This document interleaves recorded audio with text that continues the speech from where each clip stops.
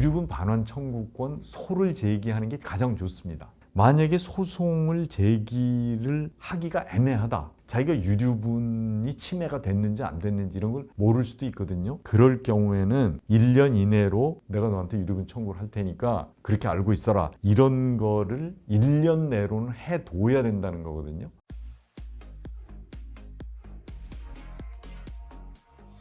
안녕하세요. 행복한 상속의 홍순기 변호사입니다. 이번 시간에는 작년 4월 25일 날 헌법재판소 결정으로 유류분하고 기여분이 좀 많이 달라진 부분들이 있습니다. 그래서 이번 시간에는 유류분에 관해서 좀 말씀을 드리고, 또 하나는 유류분을 확실히 받는 방법에 대해서도 말씀을 드리겠습니다. 아직까지 구독자가 아니시면 구독, 좋아요 눌러주시면 감사하겠습니다.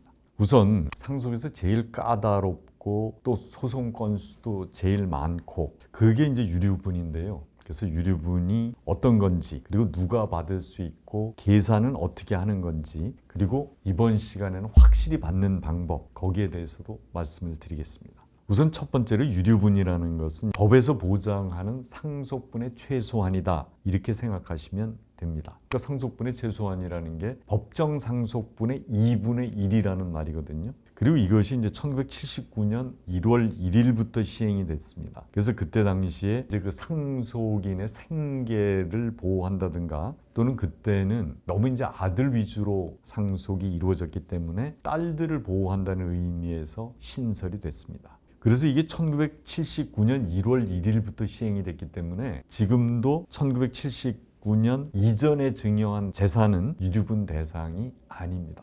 두 번째로 이제 유류분 권리자에 대해서 좀 말씀을 드리겠습니다. 우선 권리자가 1순위, 2순위 상속인하고 배우자입니다. 그러니까 1순위 상속인이 직계 비속, 2순위 상속인이 직계 존속, 그 다음에 이제 배우자가 대상이니까 뭐 사실혼 배우자라든가, 또는 뭐 옆에서 간병을 했던 분들이 이제 혹시나 뭐 유류분을 받을 수 있냐 이렇게 물어보시는 분들이 있는데 대상이 아닙니다. 그리고 이제 작년 4월 25일 날 형제자매, 이게 3순위 이제 상속인인 형제자매가 유류분 권리자에서 제외가 됐습니다. 이거는 이제 조금 잘 좀 이해를 하셔야 되는 게, 형제 자매가 유류분 권리자에서 제외됐다는 말이 무슨 말이냐면 형제들끼리 상속이 일어날 때 얘기입니다.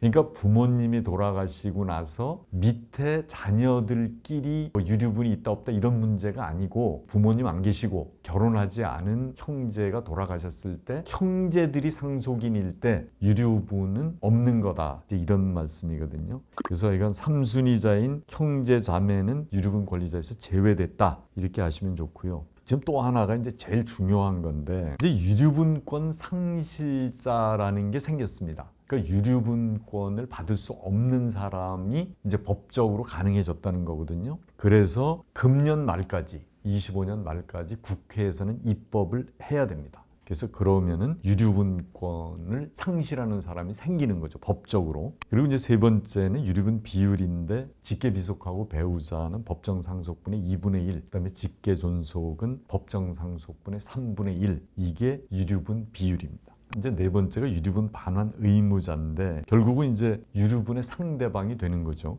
생전 증여나 유증을 받은 상속인이 유류분의 상대방이 되는 거죠. 이거는 기간에도 관계가 없고, 그 다음에 상속 포기나 상속 결격자가 되더라도 유류분의 대상은 됩니다. 그리고 이제 상속인이 아닌 경우에는 상속 개시 1년 이내에 증여받은 제3자, 그러니까 상속인이 아닌 경우입니다. 이거 증여를 받은 며느리나 손주가 여기에 해당하는 거죠. 그 다음에 또 하나는 이제 아기의 경우는 1년 이전에 증여라도 대상이다. 그게 무슨 말이냐면 아기가 나쁘다라는 게 아니라 안다는 말이에요. 제3자라고 하더라도 유류분 권리자를 해치는 것을 알고 있다. 그러면은 1년 이전에 받은 것도 대상이 된다는 건데, 그러면 알고 있다는 게 무슨 의미냐면 상속 재산의 반 이상을 누구한테 주면 유류분 권리자를 해치는 겁니다. 그거든가, 또 하나는 새로 재산이 늘어날 가능성이 없는 어르신들이 상속 재산 반 이상을 증여로 줬다. 이제 그럴 경우가 악이라는 겁니다. 그 다음에 이제 유증을 받은 제3자도 당연히 유류분의 상대방이 됩니다. 이제 마지막으로, 오늘의 마지막으로 유류분을 확실하게 받는 방법에 관해서 알려드리겠습니다.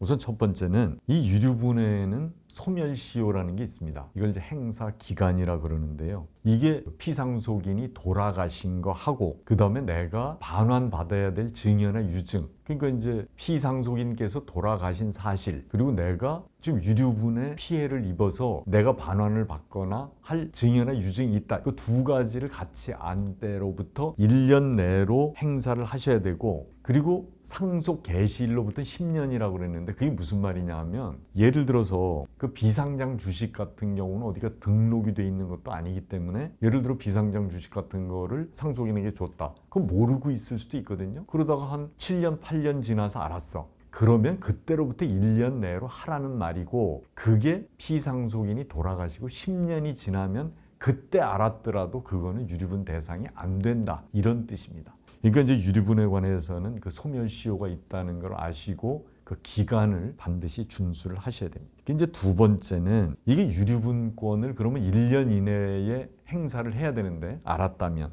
그거 어떻게 되냐? 유류분 반환 청구권 소를 제기하는 게 가장 좋습니다. 만약에 소송을 제기를 하기가 애매하다. 그게 무슨 얘기냐면 이런 경우거든요. 상속인끼리 서로 재산을 정확하게 모르는 거죠. 뭘 받아갔는지 뭐 이런 걸 정확하게 몰라가지고 상속재산 분할 소송 같은 걸 하고 있을 때 자기가 유류분이 침해가 됐는지 안 됐는지 이런 걸 모를 수도 있거든요. 그럴 경우에는 1년 이내로 예를 들어서 증여를 받거나 유증을 받은 사람들한테 내가 너한테 유류분 청구를 할 거다. 내가 너한테 유류분 청구를 할 테니까 그렇게 알고 있어라. 이런 거를 1년 내로는 해둬야 된다는 거거든요. 소송을 못하면. 그런데 이제 그거를 예를 들어서 말로 한 게 근거가 잘 안 남잖아요. 그러니까 내용 증명이나 이런 것으로 그걸 확실히 해둬야 된다, 이런 뜻이고요. 또 하나가 이게 1년이 임박해서 예를 들어서 내용 증명 같은 걸 보내려고 해도 수치를 거절하는 수가 있습니다. 한 달 있으면 1년이 된다. 그러면 이제 그 유류분의 상대방이 되는 상속인 입장에서는 안 받는 거예요. 내용 증명 같은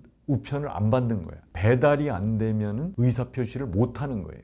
그래서 유류분에 관해서 의사표시를 하려면 좀 서둘러야 됩니다. 미리 몇 달 전쯤에는 최소한도 자기가 내용 증명을 보내든지 문자를 보내고 확인을 시키든지 만나서 말로 하고 녹음을 해놓든지, 하여간 그거를 넉넉한 시간을 가지고 의사표시를 해야 된다. 요거를 반드시 아셨으면 좋겠습니다. 그리고 이제 마지막으로 유류분을 받기 위해서 이제 증여재산을 찾는 방법은 처음에는 이제 안심상속 서비스를 해서 뭐 부동산은 뭐가 있고 금융재산은 뭐가 있다 하는 걸 아셔야 되고요. 그 다음에 이제 금융재산을 파악하기 위해서는 뭐 은행이나 뭐 보험회사나 증권회사 같은데 직접 다니시면서 내용을 다 파악을 하셔야 됩니다. 그리고 이제 부동산이 이전된 거, 이걸 어떻게 하냐면 그거는 재산세 과세 증명하고 등기부 등본, 그거는 이제 토지대장이나 건축물 대장, 이거는 이제 등기가 안 돼 있는 건축물 같은 경우는 이걸 발급받아야 되죠. 그래가지고 이제 부동산 이동 현황을 파악해야 되고, 그 다음에 또 하나 이제 중요한 게 피상속인이 이제 써놓으신 이제 가계부 또는 이제 뭐 차용증, 메모장 이런 것들이 있습니다. 그거를 확보해야 그분들이 써놓으신 거 뭐 누구한테 뭘 줬다든지 이런 자료가 있는데 그런 거를 확보를 하셔야 되고요.